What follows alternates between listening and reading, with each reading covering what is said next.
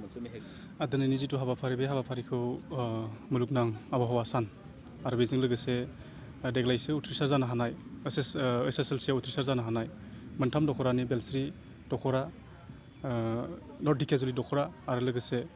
हुग्राजुलि दख'रा बे मोनथामबो दख'रानिफ्राय देग्लायसो मेट्रिक आनजाद उथ्रिनो हानाय गासैबो फरायसुला फरायसुलिफोरखौ बरायनायनि बियो मोनसे हाबाफारिमोन आरो बेनि गेजेरजों जों बेखौनो मेसेज होनो नागिरदों रायजोफोरनो एबा फरायसुला फरायसुलि बिथांमोननो बेयो जाबाय जोङो आबहावाखौ माबायदि जों संरैखा खालामनानै लाखिनांगौ एबा जोंनि सानफ्रोमबोनि जिउआव आबहावानि गोनांथिया मा दिनै ग्लबेल वार्मिं जागासिनो दङ नोंथांमोन गासैबो मिथियो रायजो राजाया गासैबो मिथिदों आरो जोङो नुनो मोन्दों ग्लेसियार मेल्टिं जानायखौ जों नुनो मोन्दों जोंनि सोरगिदिं नायोब्ला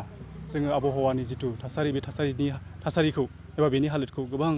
जोङो बेबायदि दुखुनांथावना नुनो मोनो स' बेखौ जोङो दिनै संरैखा खालामनांगौआ जों गासैबो सुबुं माहारिनो मोनफा मोनफा बिबान स' बेनिखायनो जोङो दिनै बे हाबाफारिखौ बेवहाय फरायसाफोरखौ बरायनायजों लोगोसे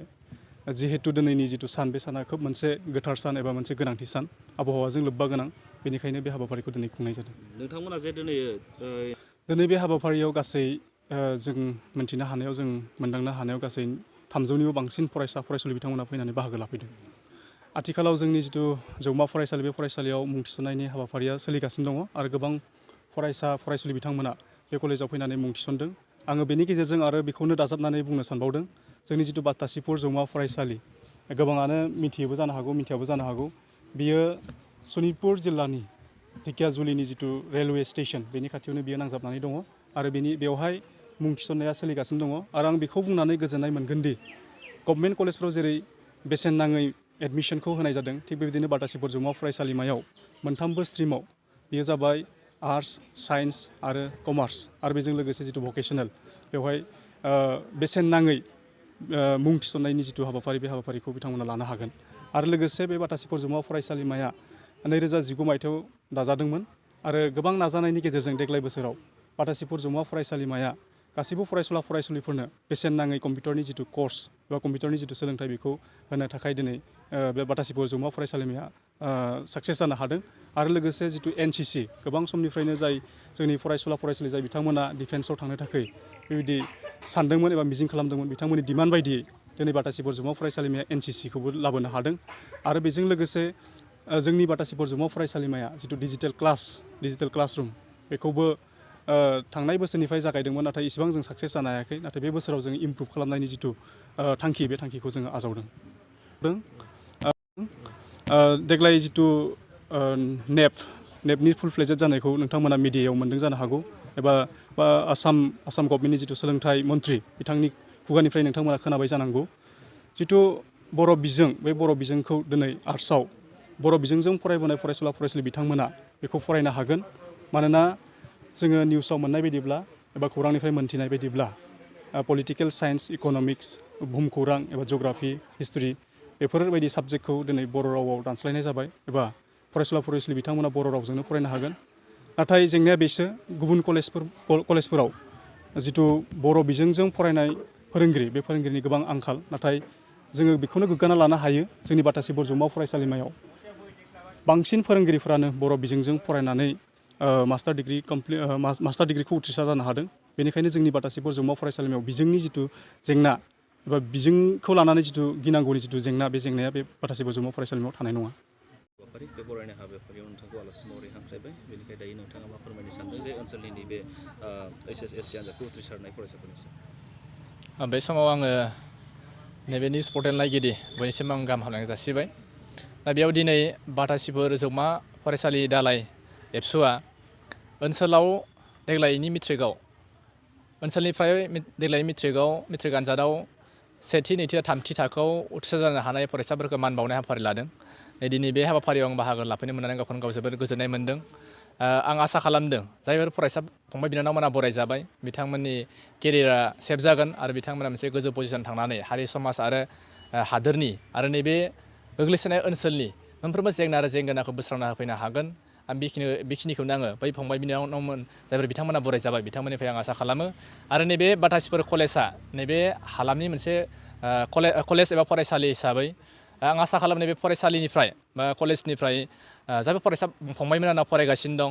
नैबे कलेज एबा नैबे कलेजनिफ्राय जेन मोजां सुबुं फुंखा ओंखारगोन आरो हारि माहारिनि सम्पद सोरजिनायाव मदद होगोन बे कलेजनिफ्राय बेबायदि माखासे जोङो सुबुं समफोरखौ मोननो हागोन आं बेखिनिखौनो आसा खालामबाय गोजोन्थों आरो दा बे समाव देग्लाय आसाम सरकारा बेसेबांबा गोलाव बा बेसेबांबा गोबावनिफ्राय सोमावसारबोनाय बर'फ्रा सोमावसारबोनाय बा पेन्डिं जाना थाबोनाय जे मोनसे इस्यु नैबे देग्लायनि बे बोसोराव आसाम गभर्नमेन्टआ मोनसे डिक्लेयार होदों क्लास 11 and 12 बर' बिजोंनि बा बर' बिजोंजों फरायनो मोनसिगोन फरायसाफोरा बर' फरायसाफोरा बे जोंनि थाखाय जोबोद बरायथाव आरो गोजोनथाव खौरां नाथाय नैबेखौ सरकारा डिक्लेयार होसेयावबो माखासे कलेजफोराव बेबायदि सुबिदाखौ बिथांमोना खालामना होआखै माखासे फरायसालियाव गोबां फरायसालिफोराव फोरोंगिरिनि आंखाल बे फोरोंगिरिनि आंखालखौ बिथांमोना सुफुंनानै होआखै जेराव फरायसाफोरा बर' फरायनो होननानै जुदि बिथांमोना मुं थिसनोब्ला अब्ला बेयाव गोबां फरायसाफोरा जेंनाजों मोगा मोगि जानो हागौ दा बेनिखायनो आं फरायसाफोरखौबो एसे हुसियार जानानै बा सांग्रां जानानै जेन मुंफोरखौ थिसनलायगोन आरो आं आसा खालामो गासैबो बर' फरायसाफोरा बे 11 and 12 खौ बर'जोंनो फरायनो लांनो हागोन आं बेखौनो आसा खालामो बेयाव बुंनो थाङोब्ला जों सनितपुर जिल्ला हिसाबै जोंनि जि फरायसाफोरनि जि फरायनाय बा रिजाल्ट लाखिनाय जि जौखोन्दो पारसेन्ट बे जोबोद गाज्रि बिनि गुबै जाहोनफ्रा जाहैबाय माखासे फरायसालिफोराव हाई स्कुल बेलायाव आं बुंनो लुबैयो बेखौनो माने सानै फोरोंगिरिजों गोबां फरायसालि हाई स्कुलखौ दैदेनना दङ बा सामलायगासिनो दङ माखासे फरायसालिफ्राव डेट पस्ट जाबाय बा रिटायार पस्ट जाबाय बिनि एगेन्स्टआव दिनैसिमबो सरकारा फोरोंगिरि थिसनाखै दा बिनि थाखाय गोबां फरायसाफोरानो मेट्रिकआव मोजां रिजाल्ट लाखिनो हायाखै आरो देग्लायबो बोसोरफ्रोमनि बायदि देग्लायबो गोबां गुदि फरायसालिनिफ्राय लानानै गोजौ फरायसालिसिम गोबां फरायसालियाव फरा बिजाबनि गोबां जेंनाजों मोगा मोगि जाना दंगासिनो दं जों बेखौ जिल्ला आफाद हिसाबै गोबां सुस्रांनो जोङो माखासे थाखोनि अफिसारफोरखौ डिपार्टमेन्टनि अफिसारफोरखौ जों लोगो हमबाय आरो बिथांमोना जोंनि जि जेंना बेखौ जों फोरमायबाय नाथाय बिथांमोना माखासे खामानिखौ मावना होगोन खोथा होदों थेवब्लाबो जों बिथांमोना जिबायदि समाव मावना होनांगौ बे समा एसे डिले जाबाय बेनिखायनो आं आसा खालामो जे सरकारा एबा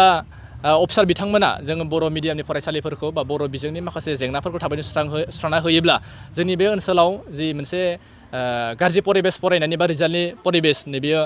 फैबाय थानाय समाव जुदि बयबो गोसो होलायलायोब्ला अफिसार बिथांमोना बा सरकारा गोसो होयोब्ला आरो जोङो गासैबो हारि माहारिनि माखासे बिबानगिरि बा आफादनि दैदेनगिरि बिथांमोना जुदि गोसो होनानै सरकाराव नारसिनोब्ला एबा जोंनि गेजेराव एवारनेस लाबोयोब्ला आं आसा खालामो थाबैनो बे से बोसोरनि गेजेरावनो जोंनि जिल्लानि जि मोनसे रिजाल्टनि मोनसे गाज्रि परिबेस नैबेयो जाफुंसारगोन आरो आं बेखौनो फोसावनो मोननानै गोजोननाय मोनो जोङो सनितपुर डिस्ट्रिक्ट एबसुआ 2019 मायथाइनिफ्राय मिशन 200 जोङो लानानै बा मिशन 200 एबा मेट्रिकआव फार्स्ट डिभिजन 200 जन जिल्लानि गेजेराव जोङो दिहुनथारनांगौ बेखौ लानानै जों खामानि मावदोंमोन जायखौ लानानै जोङो गोबां फरायसालिनि फोरोंगिरिफोरखौ जोङो नारसिनदोंमोन बा बिथांमोनजों बाथ्रा सावरायदोंमोन गोबां आफादनि बिबानगिरि बिथांमोनजों जोङो सावरायदोंमोन बिथांमोना माखासे बाथ्राखौ फोरमायदोंमोन जोंनो फार्स्ट डिभिजन जेरैखि जाया फरायसाफोर नांथारगौ दा बेबायदि माखासे हाबाफारि लानाय बा माखासे आफादफोरनि फोरोंगिरिफोरनि फरायसाफोरनि नाजानायनि गेजेरजों जोङो सनितपुर जिल्लानिफ्राय जोङो देग्लाय 206 जोङो फार्स्ट डिभिजन मेट्रिकआव फार्स्ट डिभिजन जों फरायसाफोरखौ मोननो हादों आसा खालामो आङो फैबाय थानाय समाव आरो बिनिख्रुइबो बांसिनै जों मेट्रिकआव फार्स्ट डिभिजन मोननो हागोन आं बेखिनिखौनो सनितपुर जिल्ला एबसु जानानै खावलायनायजों लोगोसे आसा खालामनो थाबाय